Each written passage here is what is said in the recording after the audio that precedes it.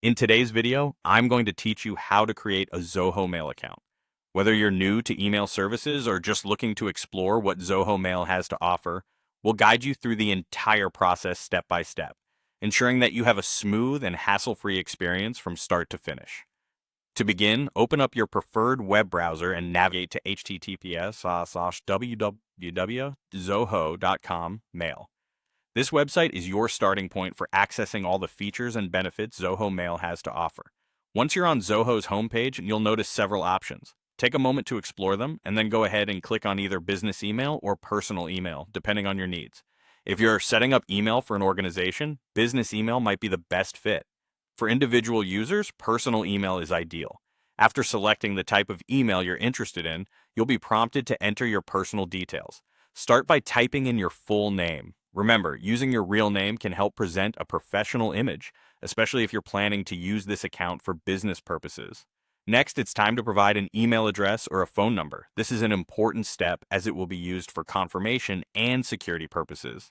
Ensure that the information you provide is accurate and accessible to you. This step helps Zoho ensure your account is uniquely yours, securing it from unauthorized access. Now let's move on to creating a password. A strong password is crucial for maintaining the security of your email account.